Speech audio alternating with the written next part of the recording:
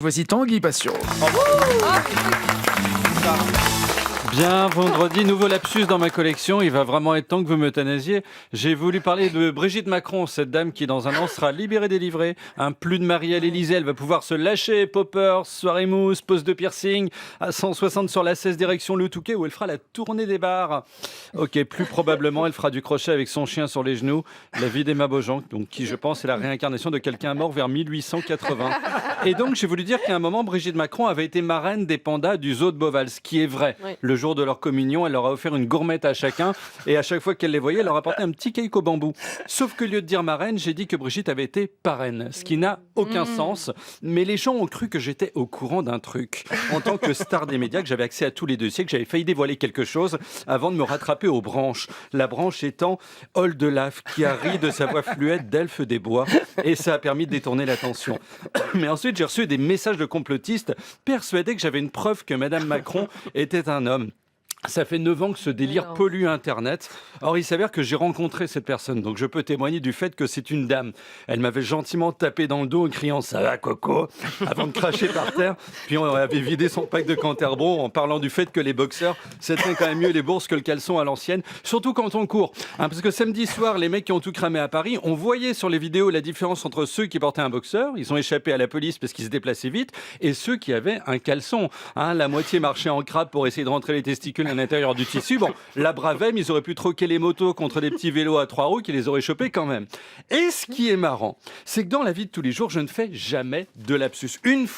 Une fois, j'ai répondu non à la place de si dans un salon de coiffure à la question « ça va, elle est pas trop chaude ?» au bac à shampoing. Ça m'avait brûlé le crâne. J'avais des cloques partout sur la tête. On aurait dit un méchant dans Star Wars ou quelqu'un qui n'est pas encore cocu mais presque alors que les cornes sont sur le point de sortir.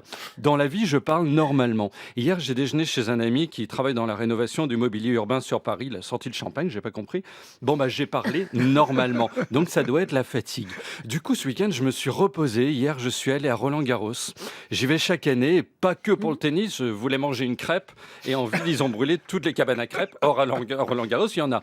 Donc, dans mon parcours, il y a 2 types de situations. Les années où je suis invité à Roland-Garros, Nagui appelle pour moi Sébastien Lecornu, qui demande à la présidente de la BCE, laquelle fait pression sur Jinping, qui dit si vous ne lâchez pas les invites, on stoppe nos investissements en France. Et là, je suis très bien installé, premier rang, tellement près des joueurs qu'en tendant le bras, on peut leur baisser le short. Ça reste la France, on aime ce genre de conneries. Et les années où je ne suis pas invité, je paye moi-même les places. Donc en général, je suis tout en haut des gradins, un rang au-dessus des pigeons. Je vois de loin des gens indéterminés se lancer ce qui ressemble à une petite balle avec un instrument qui ressemble à une poêle Tefal. Donc là, c'était la 2e option. 8e de finale quand même, Fonseca contre Rude. 2 U, j'ai cru que c'était une touche du clavier qui était restée bloquée au moment d'écrire le programme, mais en fait, c'est juste un Norvégien. Ces gens-là bégayent des voyelles. Voilà, MC Solar, je crois, est de Bergen.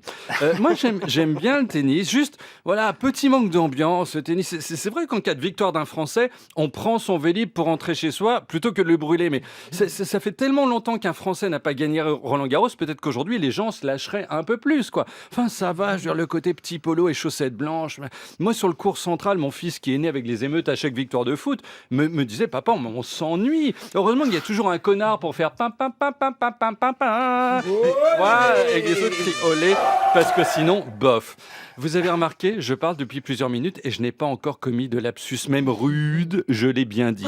Il se pourrait que je sois guéri.